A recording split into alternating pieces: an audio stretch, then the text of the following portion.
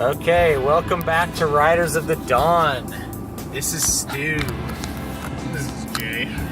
Today we're going to talk about day jobs. Day jobs. Not some kind of new punk band that we've come up with. Day jobs. What do you do during the day while you're not being creative? You're not writing. What do I do? Yeah, what do you do? I dream of going home and and writing. and writing or doing anything else. Yeah, doing really anything else. I'm a teacher. What do you do, Matt?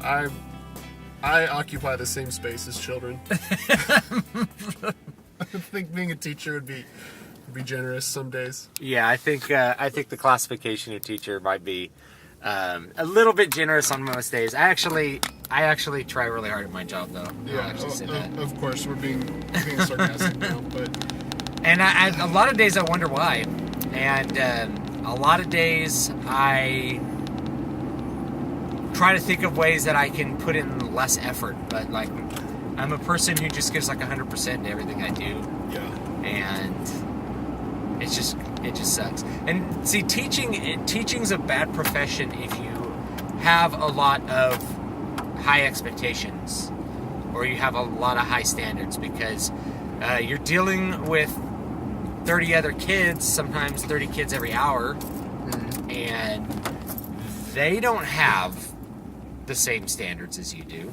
nor And the it's same up to them. expectations. Yeah, the same expectations, and they don't really care about what you are attempting to do, and that is going to be possibly a bad time.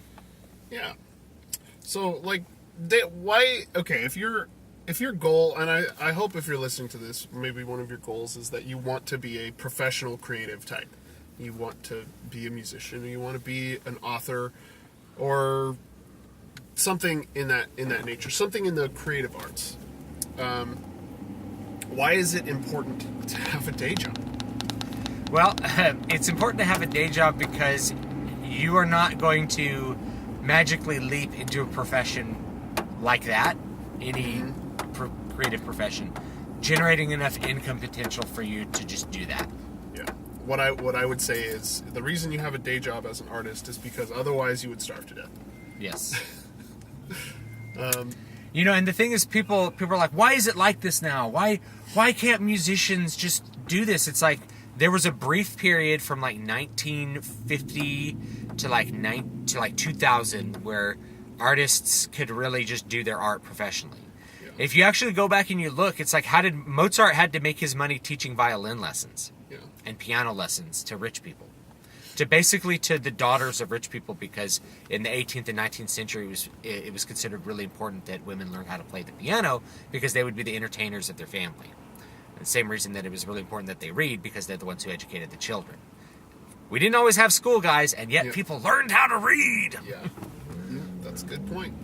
The other thing is, especially when you're starting out, you need to not rely on your creative output, because if you're just starting out and you're just really trying to figure out the business end, you don't want to be trying to figure out the business end while you're starving. Yeah, while you're starving to death.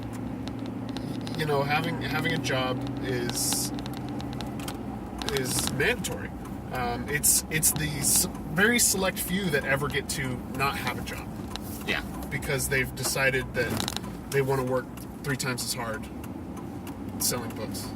Yeah, you know, and the thing is, guys, is that a lot of times there's a balance point where, like, you know, you could make money in whatever creative profession. I've done it, and you can make your living doing it, and you may actually end up wanting to walk away from it because it's not very fun sometimes. Yeah. Certainly, like music performance, after 10 years of doing it, wasn't a particularly fun occupation for me, at least playing like classical guitar. There's a lot of reasons for that. I don't have to go into like every little reason, but when you're really, really market facing, which you have to be in order to do this for a living, you got to be really market facing all the time. Yeah. If you're not really market facing, or you're not market facing enough, you're going to starve. And if you're too market facing, you're not doing anything that you yourself really care about. So the hard part's finding the balance where it's like, here's this thing that I really want to deliver to market, and there's a market that wants it, you know, and finding the way that those two can line up. You know, that's generally the best that you can do if you want like satisfaction in your creative endeavors. It's going to be a pretty rare occurrence that you're able to make $100,000 a year doing exactly what you want to do. Yeah. You have to be market facing on some level. You have to write to your audience on some level, or it's just not. You're not going to make a dime, really. I mean, you'll make a dime, but not more than that. Yeah. You know, we're not all Steve Vai. Yeah. And I think Steve Vai writes for his audience too. Well, he writes for his audience, but he built his audience, you know. So I imagine he's doing what he wants to do.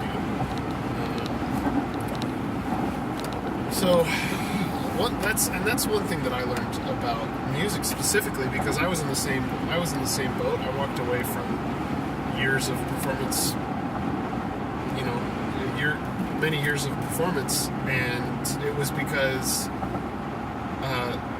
the facing the market was so not enjoyable as to make me feel like a slave.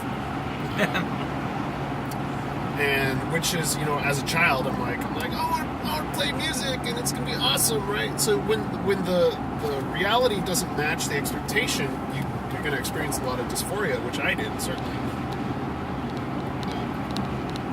What I had to do to deal with that is I put music away. I didn't play my guitar for I think 3 years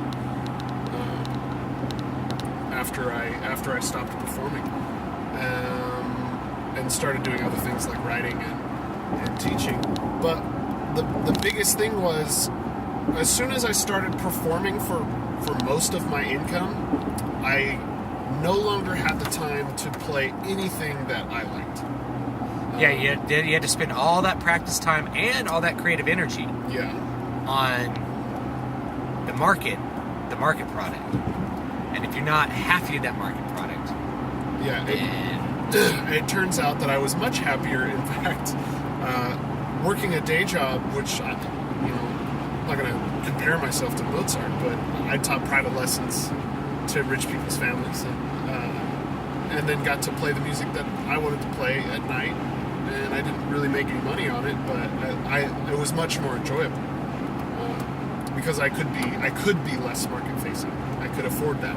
Yeah.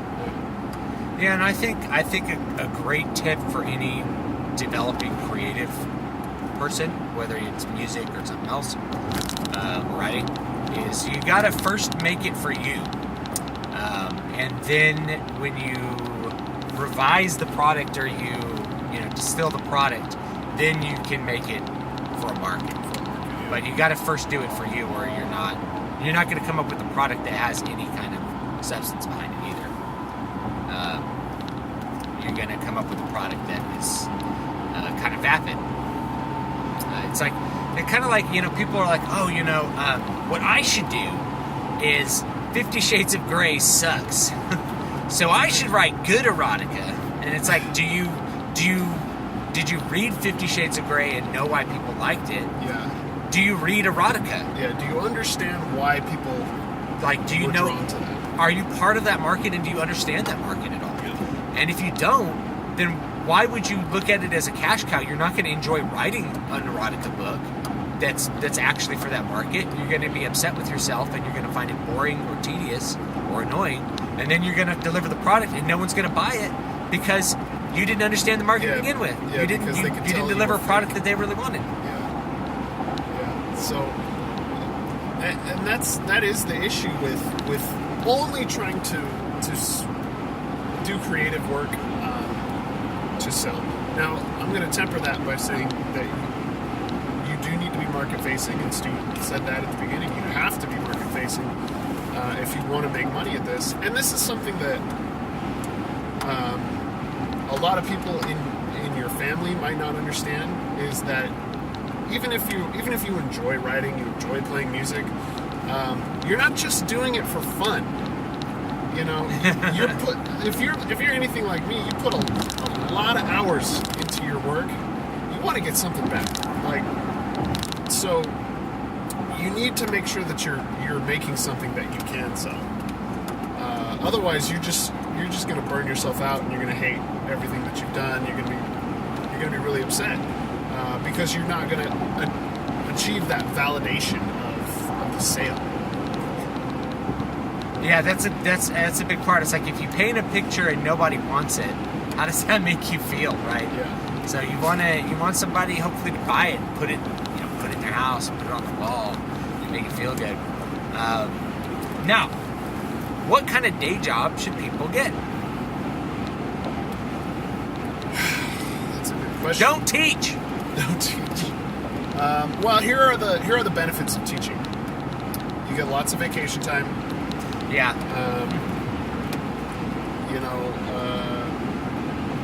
As I teach, we both teach music, so we both basically develop our own curriculum, which can be good and also really frustrating at times because you have to spend a lot of time planning and jumping through the administrative hoops that you need to jump through to deliver a product that you're required to deliver. Yeah.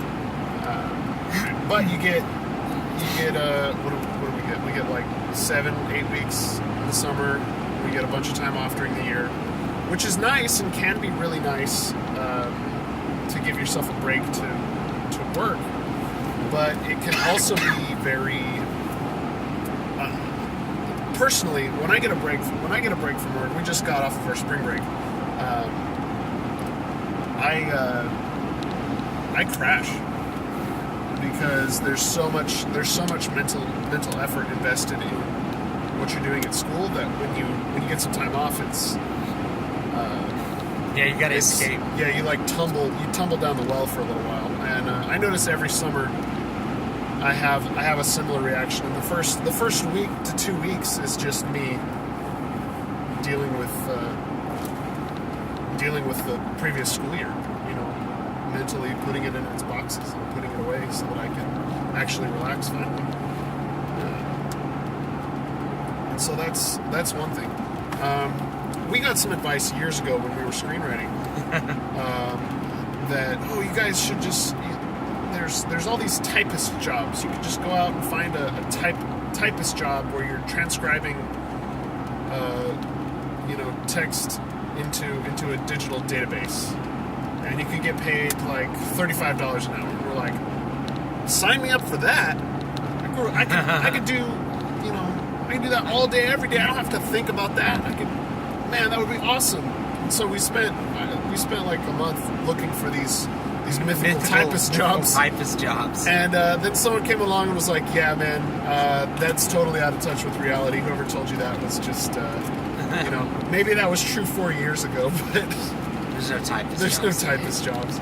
Yeah, or it's like, the other suggestion here is like, if you were driving a truck or something, and it's like, it's a lot of time to think about your story and think about what you're doing. And honestly, like, if I didn't have a family, truck driving would be a really, really good job for writing. Yeah. Because, especially if you're an introvert, it just plays to all your strengths. Yeah. It's just driving.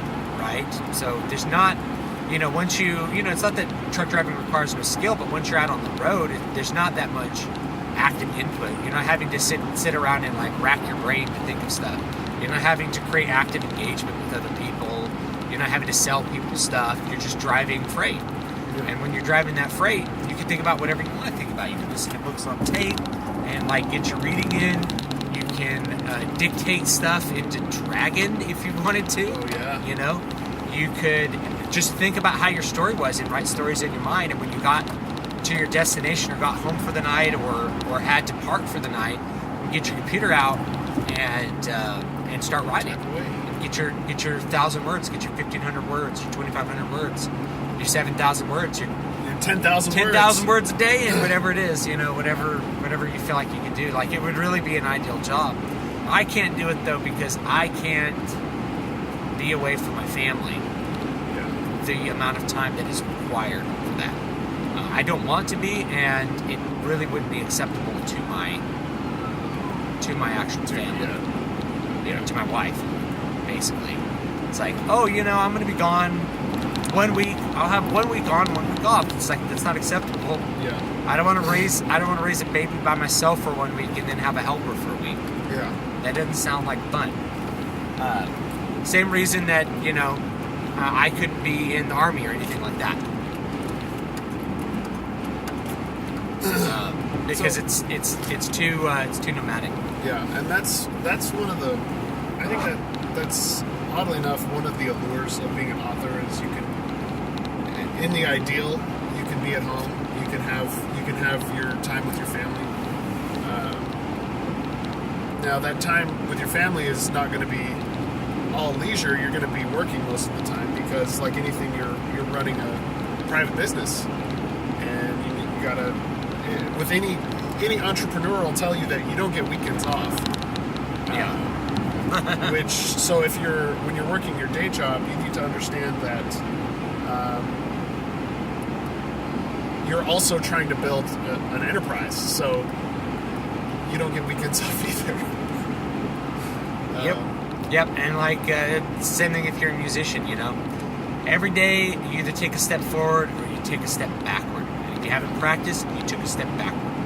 Yeah. Practiced, you took a step forward. You're pretty much never standing still. You're either getting better or you're actively getting worse. That's reality, guys.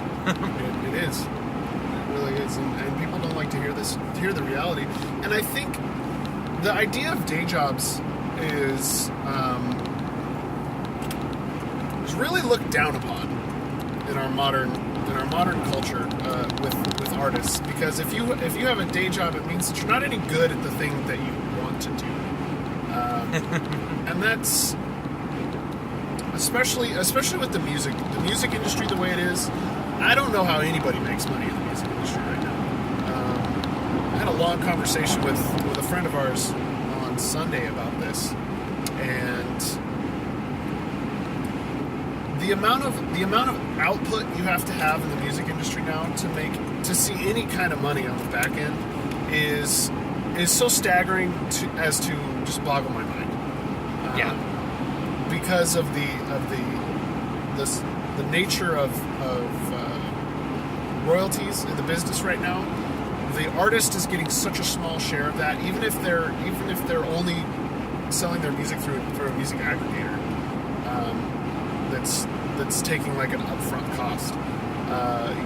People just don't buy music; they just stream it. And when you're streaming music, you have to either be putting out so much music that there's always someone listening to something you're doing, or magically write a number one hit, and everyone around the world is listening to it multiple times a day.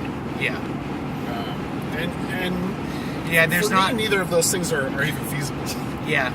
And like back in the 90s, there was this, all the radio stations were owned by one company called Clear Channel Communications. Yeah. And basically, if you got them to put a record on, and it was like a big payola circle, that they did it just kind of like outside of what the law required. It's like Clear Channel owned stock in the record companies. Yeah. So like, and vice versa. So it's because if we play music by Sony Records, the value of the stock we own goes up. Right. Just play music by Sony, so they.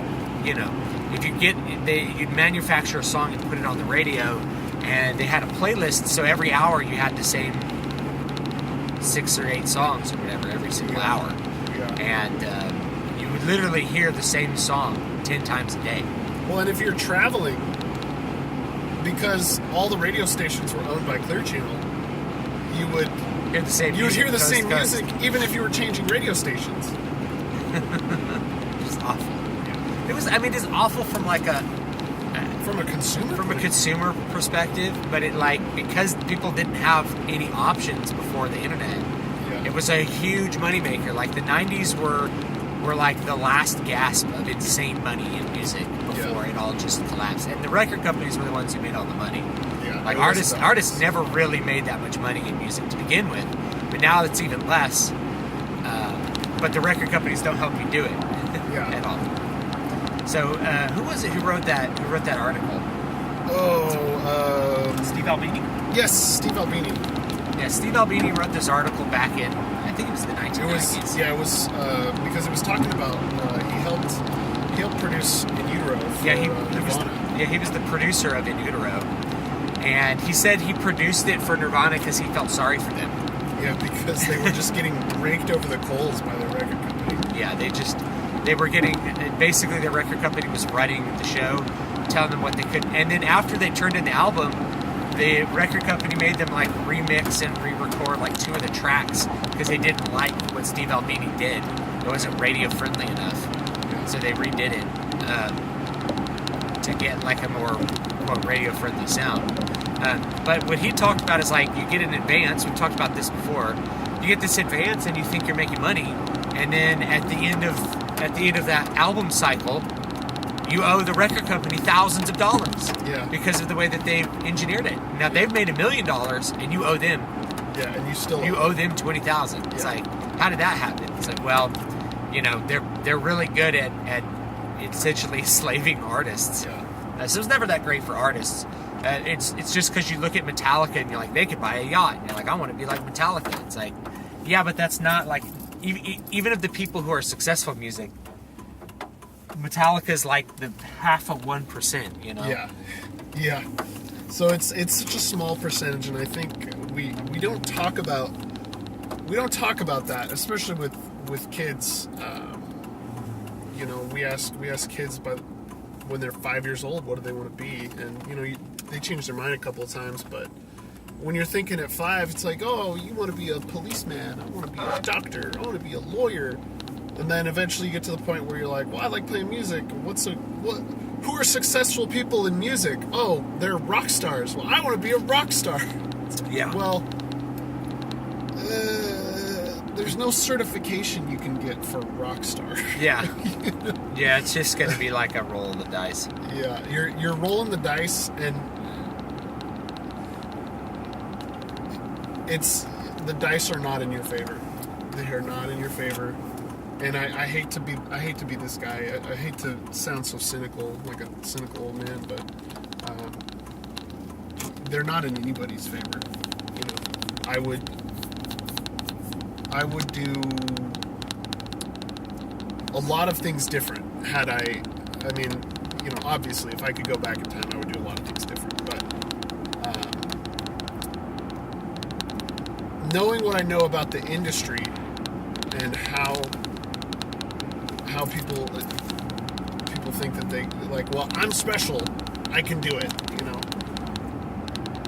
Sure, okay, you're special to your group of people, but to the world, being special requires something really special, or the odds are just not in your favor. Yeah, they're not in your favor. They're just not in your And favor. also like this whole like, I'm special, I'm good enough, I can do it.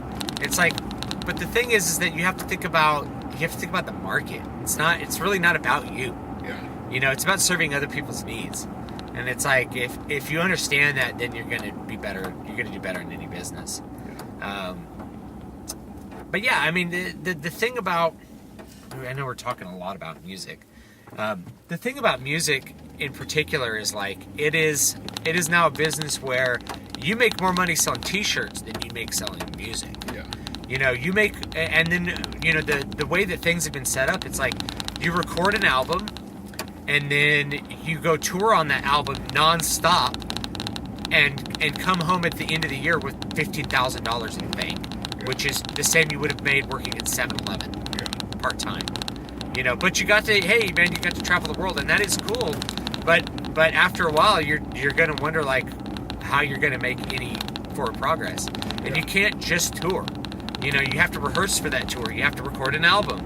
And the album will cost money. It's like, do you have enough money at the end of the tour to record the next album? Yeah.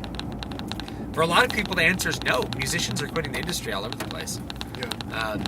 But it's like, if it's one of those things where you could create a creative process where you're coming out with an album and, getting some people to listen to it, it might be a good, like, little second income source. But the odds of being able to just do that full time and make a ton of money doing it are, you can do it full time and make money doing it. Anyone can do it if they have enough sense, and I do believe that. But it may not be what you want it to be, because it's going to be nonstop work for very little pay, and after a while, you get tired. It burns you out. You know, you're not seeing your income go up. You know, it's like, oh, my friend Billy, he just got a raise. He's making 90 grand. It's like, oh man, that sounds nice. Yeah.